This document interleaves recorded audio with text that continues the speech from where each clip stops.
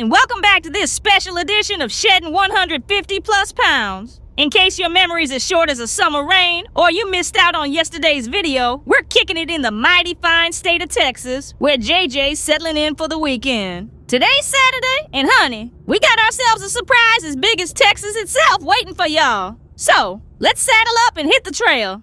We kicked off this fine morning with the crack of dawn, faced with the slim pickings of the hotel breakfast spread. JJ, brave as a Lone Star Ranger, managed to sidestep the siren call of waffles, pancakes, and the whole parade of tempting baked goods taking center stage. Instead, he rustled up a plate of 2 sausage patties, scrambled eggs, and a side of breakfast taters. And, bless his heart, he treated himself to a victory lap, a cup of coffee sweetened with a dash of sugar for his show of grit. After the morning jam-packed with family shenanigans, JJ found himself hankering for a bite something fierce. Now, I ain't sure where y'all are tuning in from, but down here in Texas, barbecue is akin to a religion, and it's downright sinful to skip out on it while you're visiting. So, we moseyed on over to a top-notch joint known as the Pit Room, where, bless his heart, JJ's resolve was put to the test once more by the downright drill-worthy spread that's a hallmark of Texas culinary traditions. This distinctly Houstonian spot is renowned far and wide for their sausages, crafted in-house daily, and tortillas. A culinary masterpiece made with brisket fat that'll have you tipping your hat in respect. Faced with such temptation, JJ had no choice but to give in to the local flavor, picking a venison sausage and a trio of knock-your-boots-off Tex-Mex tacos. We're talking chopped brisket with cheddar cheese and salsa roja, pulled pork with pickled red onions, salsa verde, cilantro, and a sprinkle of cotija, and smoked chicken verde hugged by griddled cheese and kissed with charred garlic. He stood his ground against the mac and cheese, potato salad, and Frito pie, opting instead for the humble corn. But y'all, he did cave for a cold beer, figuring it was a mite bit better for him than the near-legendary diabetes-inducing Texas sweet tea that's sweet enough to make your teeth sing. And now, with a belly full up on some of the finest eats this side of the Rio Grande, it's about time we rolled out the red carpet for the surprise JJ's been sweating bullets to get ready for y'all. He's gone through high water and hellfire to make this happen, and it's with a heap of excitement we're fixing to show you. JJ's gone and had his very first chin wag with a bona fide expert on all matters health and the like. So, without further dilly-dallying, let's get down to the nitty-gritty and give a big, warm, Texas-sized welcome to this here special feature. Well, I went to great lengths and, very high personal expense to get you guys an expert for today. But that's how I do. I do all of this for you guys. This is how much I sacrifice for all of you. But anyway, so please introduce yourself, kind sir. I am Luis Gomez. I'm JJ's brother. I am a vascular surgeon, and I've been in practice for about 4 years now. Okay, so that's how I was able to get him. He's my big brother. But since you guys know that we're in Texas for a family thing this weekend, I figured it would be a good idea for us to sit down and talk about this whole health journey, because you see a lot of people that tend to have problems with obesity, and like when you get patients, it's like I guess their health issues are a little more advanced. Yeah, there are other things, not only obesity, that there are other things like smoking and problems with diabetes and problems with high blood pressure, kidney disease that affect the circulation, but definitely being overweight and being obese has its own repercussions into the cardiovascular system, and that puts them at a higher risk for complications. So it's a little bit of what we've been talking about in the last videos, that, the weight loss is nice, and it's something that sort of like almost like a side effect of trying to be a little bit healthier. Because I'm sure that there's definitely, there are definitely people who are not overweight yet still have a lot of issues with their vascular system. Yeah, as I said, people who smoke, people who have other problems, like kidney disease or stuff like that, those are people who are not necessarily overweight, but they do have problems with circulation. People who are overweight have other complications that could also affect the cardiovascular system, and that's where basically they come to us to try to help them. So what happens? But as you mentioned, when you're trying to be healthier, one of the byproducts of doing that, eating better and being active, is weight loss. Because what happens is whenever you eat things that your body doesn't need for survival, the way that the body deals with them is by storing them, and by storing them, it puts weight on, and then that affects the way that your body deals with your blood sugar, deals with your blood pressure, and that affects everything else. So by eating healthier and being more active, you end up losing weight. Right. But it's also doing more than just losing the weight. You are improving your cardiovascular health and all that. Correct. What exactly happens? I guess my question is, so you know, there's always like when you go to a general physician and they tell you that, you know, obesity can lead to cardiovascular issues.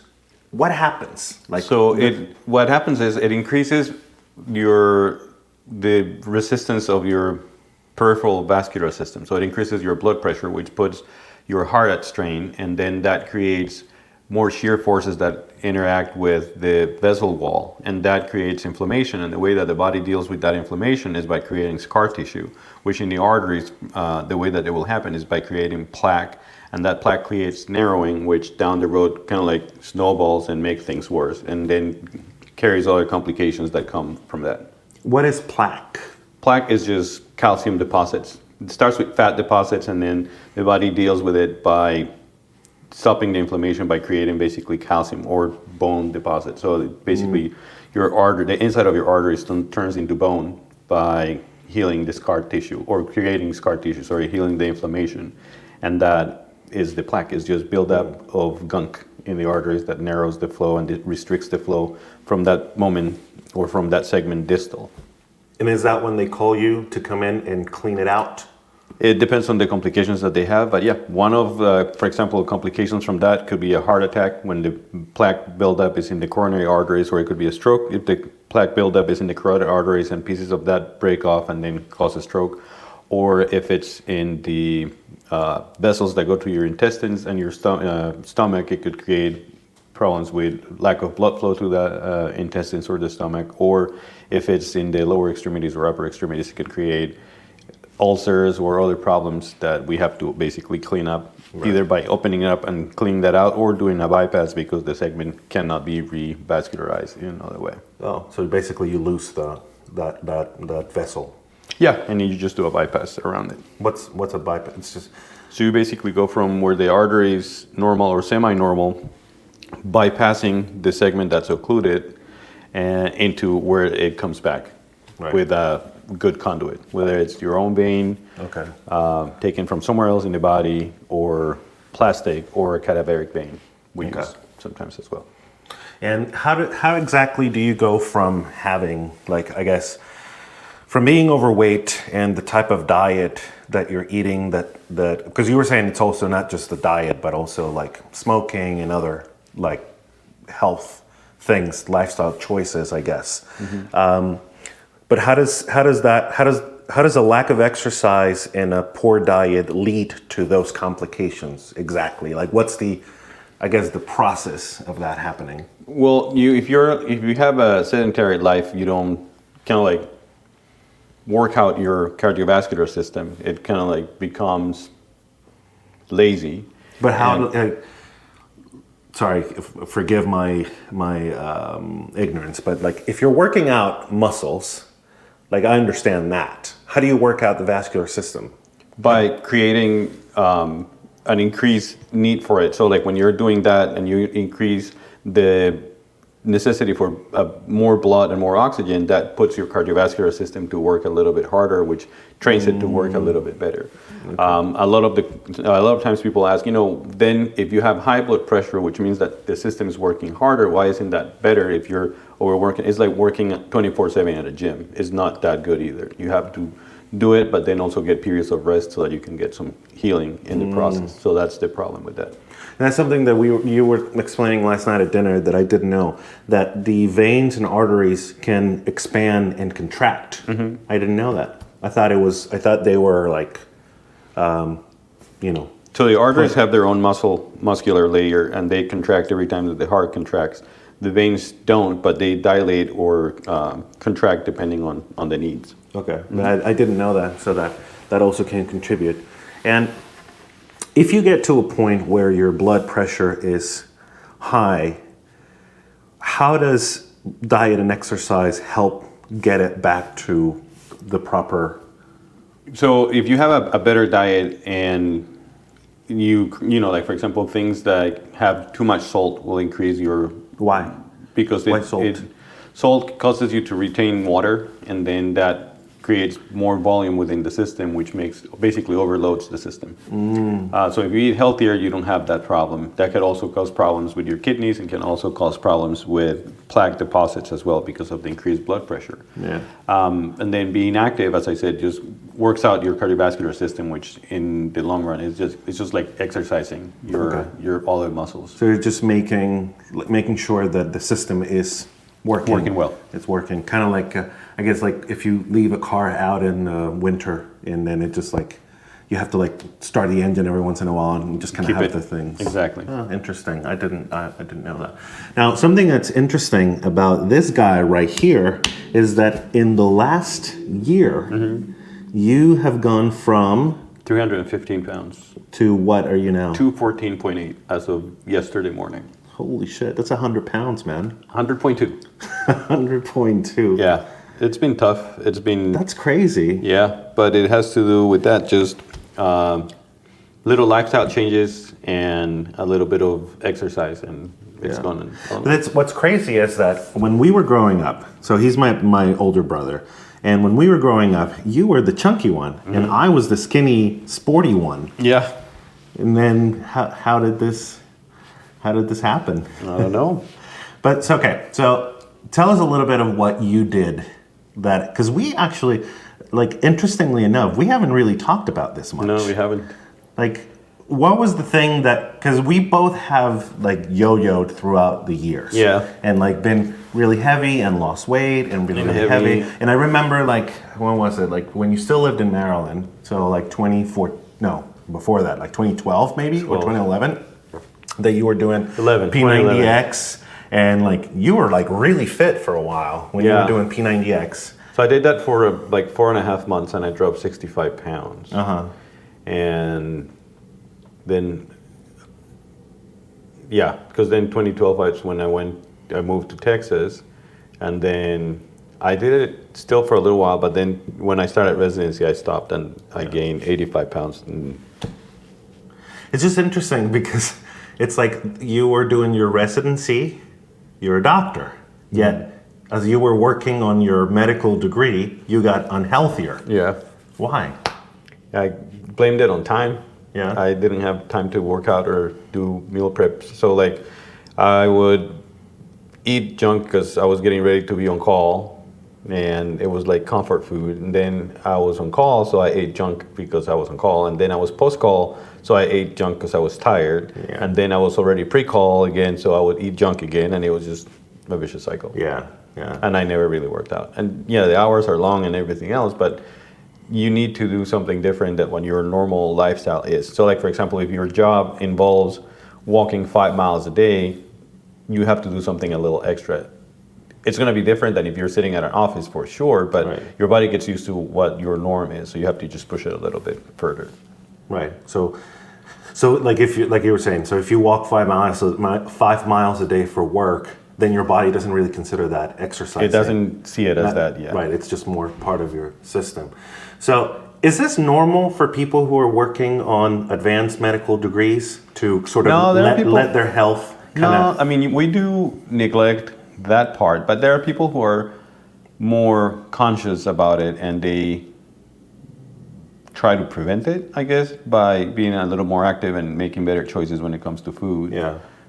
But some other people don't. And then I think that if you have had that before, where you're more conscious about what you've eaten before, or you had a workout routine before, you tend to do better than if you haven't. Right. In my case, I hadn't, and I feel like that's what happened. Like, I would rather eat a burger, fries, and a soda than sitting down and perhaps eat a healthier version of a salad and water. Because it just like, I feel like I've encountered a lot of times people who say, who blame it, are like, oh, you just don't know, like you should do this. Almost like your unhealthy lifestyle is a lack of knowledge. But when you're a doctor, you know exactly what is happening, right? I mean, like this is the shit that you guys study to become doctors. So you know exactly what's happening, yet that still doesn't deter that, those choices that people make. And a lot of times what happens is that we don't make time for ourselves, for our normal well-being, whether that's mental health well-being or physical well-being. We take care of others, but we neglect ourselves. And that happens a lot in every specialty. And that translates into, again, people not taking care of their blood pressure, or not taking care of their blood sugar or their mental health. And over time that piles up, and that causes a lot of burnout, causes a lot of other problems that I would say nowadays we're kind of paying more attention than what we did in previous years to people who are in training. Right, but it's definitely changing, because I know, you guys were worked to the fucking bone. I mean, it was insane hours. I remember. I used to sleep 3 hours a day for 2 weeks straight. That's insane. And then you get 2 days off, then you sleep, or I used to sleep for, 24 hours. And then the other 24 hours before you start your 2-week cycle again, you have to do laundry and do groceries and be part of society. Right. Try to function. Right. And then you start it again. It's crazy. And that's, and now, as soon as I was starting this, right, so thinking about this health process, sleep was the number one thing. Anything that I read, any kind of research on anything, it's sleep is number one. Sleep is number one. If you want to be healthy, sleep is number one. Want to lose weight, sleep is number one. And basically, you guys were completely deprived of sleep. We don't. It's not because we didn't want to. You just can't. You don't have enough hours in the day sometimes to learn what you're needing to learn, finish your work for the day for the hospital, prepare for surgeries for the next day, prepare for conferences that you have to give while you're in training, right, and then still take care of patients. Right. So that's, you didn't have the time. Right. And that's true for every specialty. There are certain specialties, or surgical specialties are known to be a little bit more grueling when it comes to the schedule, but even people who do internal medicine or family practice, they still go through a lot. So it's a lot of work. So now tell us about what you've been doing for the last year. So I started with making better food choices. But what does that mean? So I used to drink a 24-pack of regular Cokes in a week. Oh wow, that's a lot. And I went to drink just water. I hate water. But then I started with sparkling water, and that made it a little bit better. And then over time, I just switched to regular water. And you're just drinking plain water? Mm-hmm. Really? And I still can't do the plain water. I still have to do sparkling water. I can't do plain water. No, and it gets better. And then you start seeing. So that was the first thing, and then I got this thing called Fight Camp, which basically is an app and a subscription that comes with a punching bag, punching gloves, and each glove has a tracker, and you have a heart rate monitor, and you basically have a workout where you can do the workout, and you are supposed to throw a certain number of punches on a certain amount of time, and then you do that, and you can go back and redo it and kind of shadow box yourself. So for example, if the previous workout you did 100 punches out of the 120, you try to beat yourself to try to get to that goal, or try to throw them harder, because that would also be measured by the trackers. So that was the first thing I did. And then at that point, when you started that exercise, did you change anything about your diet? Yeah, that's when I started drinking the soda. And I kept track. We have, I don't know if you've talked about Lumen. We talked about Lumen. So we had Lumen. They know about Lumen. Some people like it. I think maybe some people think it's a bit much. It might be, but has it helped you? I think it has. Basically what I use it for, and I wasn't really following as much of the guidelines for the macros back then. I was just using it to see where I was depending on what I was eating. But I would eat regular things. Yeah, I went from, instead of sitting down and eating a bag of Doritos, I will have a couple of Doritos, and that was it from that. And I would see the changes where I was burning more fat whenever I didn't eat as bad. Right. And then that also showed in my scale because I started losing weight. Right. Which at the beginning is easier because of, your what they call water weight that gets lost when you eat a little bit better, because carbs usually absorb or help retain more water. So like if you do a low carb, high protein diet, which is what most healthy weight loss meal plans will have you do, you start losing those pounds quicker because you're not eating as many carbs, therefore you're not accumulating as much water.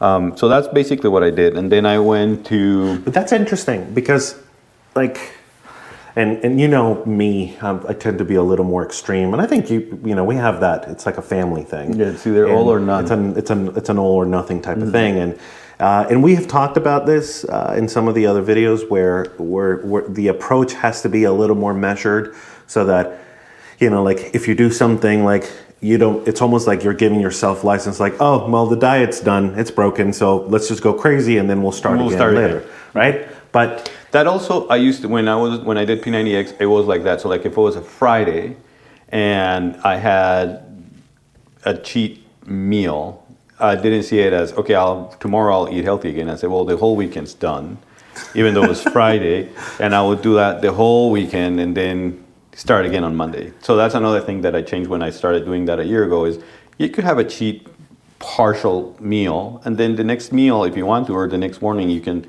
go back to it. And that seems to also have helped. Because again, it's losing 100 pounds in a year is no joke. Like that's a lot of like real weight. Yeah. And you clearly went from size 52 pants to these shorts are 38. That's crazy. I went 3XL shirts. This is an extra large, and it's already getting bigger. Right. So yeah. And it's not like you're not sick. No. Your health has improved. Yeah. So I had blood work month ago. Right. I think. So it's not so technically, I guess we could say you lost the weight in a healthy way. Yeah. It hasn't been. Technically, it's a lot for what they consider normal for a year, but it's not what we call an unintentional weight loss. So it's not like I wasn't trying to lose weight and I lost it, or like the times that I had like a cheat weekend, I will gain 3 or 4 pounds in that weekend, and it was like it's not like I continue to lose weight without trying to do it. So it's been from that standpoint, it's been challenging. Yes, it's been successful, and I've lost 100 pounds, but if I don't take care of what I eat or be active, I gain that back. Right, of course. But again, it wasn't unhealthy in the way that, again, like you've kept your muscle mass. I mean, you're still a functional human being. I wasn't starving myself. Because one of the things that when I did P90X, I also did paleo, which was a little bit more on the stressful side because I had to weight the food every time, and I had to make sure that I wasn't eating as many carbs or certain carbs. So like, for example, no quinoa, no rice. Equal or no rice or anything like that. Right now I'm eating everything, and for the past year I've been eating everything, just in moderation. That's the thing that's amazing to me, that again, a lot of us, and myself included, it's almost like, okay, you got 100 pounds to lose, like you got to go all out. Like it has to be like the most perfect fucking diet. And you didn't do that. Mm-mm. It was like a more relaxed approach. It's the first time that I've ever, because before we've done this where we do like, oh, this is the newest diet, and that's what's going to help. And no, this one is just you eat a little bit of everything. You eat it in moderation. You do keep track of what you're eating so that you know. And Lumen is very helpful with that. And the other thing that they recommend is, if you're going to eat your carbs, try to eat them during the day, or at least the first half of the day, so that you have time to burn them throughout the rest of the day. That's what Lumen says. And then I guess in that way, since you weren't really following the recommendations that much, you were using Lumen just to make you aware of where you were. Yeah, I wasn't changing anything. I wasn't being like, and a lot of times people don't like measuring if they eat wrong, but I feel like it's a way to just see how your body reacts to what you're eating. And that's where I think movement has been great. At least for you, gaining that awareness of like, oh shit, I ate this much. Because somebody was mentioning in one of the comments the other day that we tend to underestimate how much we're eating.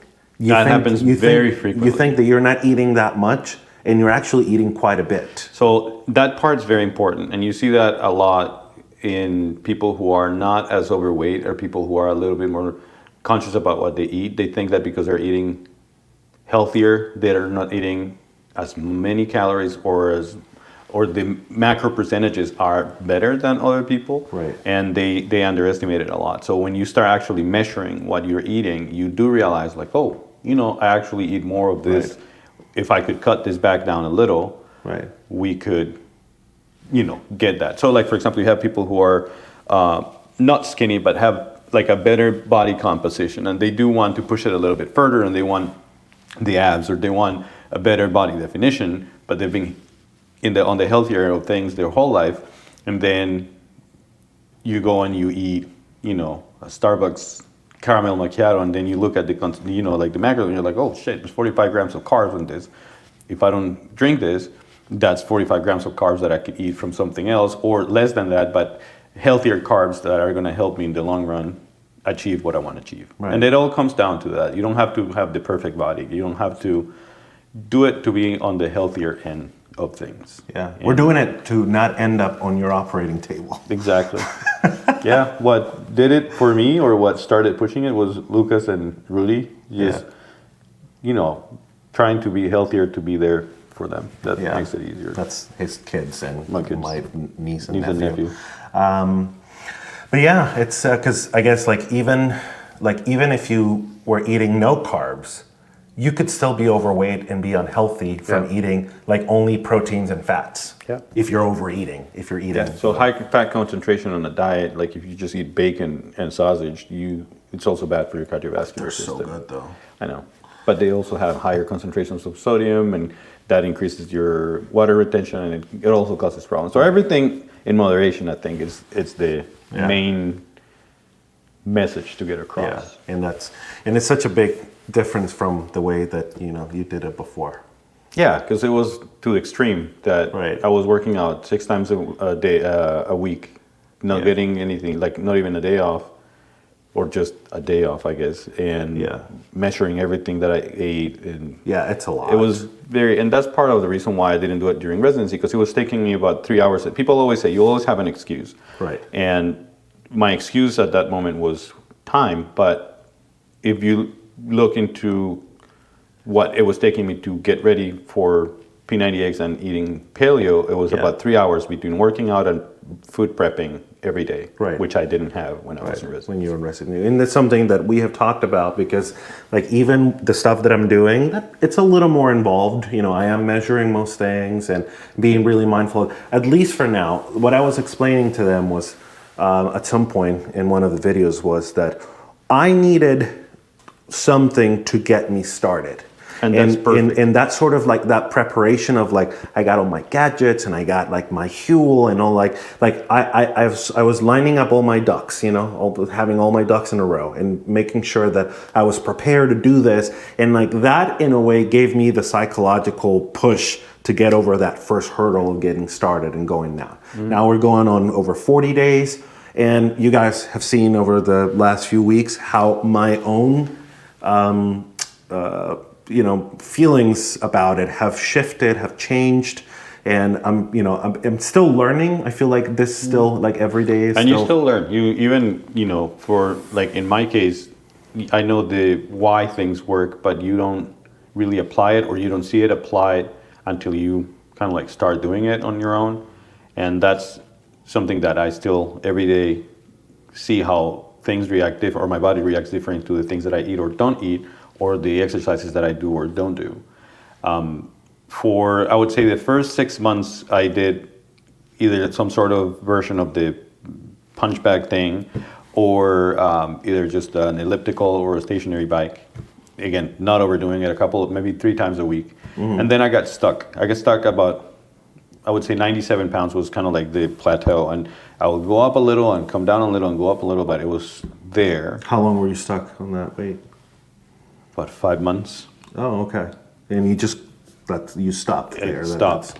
And then, but that's also when Rudy was born, and like we weren't working out as much, or we weren't working out at all. And she was premature, so she was born 2 months early, and we spent about 43 days in the ICU. So it was a little bit more challenging to try to make things work. And we were eating, while you're still, working full time. I was still working full time, so eating, not paying attention to what we were eating or anything like that. Right. 'Cause, So that was part of that. And then about a month ago, Erica was always going to CrossFit, and she started going back to CrossFit. And I've always I liked it, but I was scared of it. Yeah, CrossFit is intimidating to me. It's intimidating. But the gym that we're going to, it's super friendly. And so I started doing it. And I remember the first day, they were finishing up they do like 8-week interval of things, of progressions. Yeah. And they were doing snatches. And for those who don't know it, we can probably put an extra link of how to do snatches. Basically get a barbell and you snatch it up and you do kind of like a squat. Yeah. And I tried with just the barbell and I couldn't even squat with it. Really? And we've been doing it now for I've been doing it for 3 weeks, and it's not much weight, but at least I can use the normal bar. I was using a lighter bar. Now I can do a normal bar with a little bit of weight, and I'm doing it. I wasn't able to do that many push-ups. I think I was able to do maybe 4 or 5, and I had to stop. Now I'm able to do, I think it's 12, which for some people is nothing. Yeah, but I don't think I can do one push-up right now. Yeah. I haven't done them in so many years. Yeah, so it's something else. Just because the last thing that I wanted to ask you was, your surgeries are pretty grueling. For the most part, like, what's the average length of one of your surgeries? It depends, but I would say, it could be anywhere between an hour and 12 hours. 12 hours. What's the longest surgery you had? About 14, 15 hours. And this is 15 active hours. Yeah, you're standing. You're standing. That's the problem. Puts a lot of strain on your neck, puts a lot of strain on your back. And when you're overweight, that makes it more challenging. Because one of the main things, I guess, for me, that I lived with last year, that was a big factor in me starting to really think about this in real terms, was how limited I was by my weight. Mm-hmm. My mobility was shit and couldn't really do a lot of stuff. Mm-hmm. And I can't imagine having to stand for 12 hours and be focused. And so, have you noticed that? Definitely my back and my neck are not as tired, and my legs don't get as tired. Yeah. I guess before they felt a little bit, like especially at the end of the long surgeries, I have these pumps that while I sit down to do notes, basically connect the pumps, and they have pneumatic compression. So it's like air chambers that fill up to kind of like push things back into, simulate like circulation, I guess. Right. And so those things do feel better. Good. Yeah. Because we also wear these lead vests because we do a lot of, we do hybrid procedures where we do the open surgical part, and then you also do endovascular things where you have to inject contrast, and everything's done under fluoroscopy. So you have to wear this lead vest and skirt and basically a thyroid guard to not get radiation. And so those... Oh, because you're doing x-rays on the patient. So on top of that, like, not only are you standing for 12 hours, maintaining, you have extra weight on top of you while you're operating. Yeah, so it looks... Let's see if I can pull up. I'll put up a picture. Okay, cool. You send it to me and I'll put up a picture. Good. Wow. Well, thank you, Dr. Gomez. Thank you for having me. For being here with us. I know this was a difficult get. Very difficult. Very challenging. But no, I'm excited. I'm excited to see this, and I'm excited to see your journey. I'm very happy with what you've achieved. And thank you very much. Hopefully we'll all get there. Don't give up, guys. It's definitely worth it. It's challenging. You'll see progress, and then you'll get stuck, and then you get frustrated, but it all works out at the end. And you don't have to overdo it, as we have talked. You don't have to go run a marathon eat healthy 100% of the time. It's all about balance. And, you know, it's important to sit down and have a nice meal with family and friends and enjoy it. Don't beat yourself over, you know, oh, I'm eating a burger and fries and a soda or a beer. Yeah.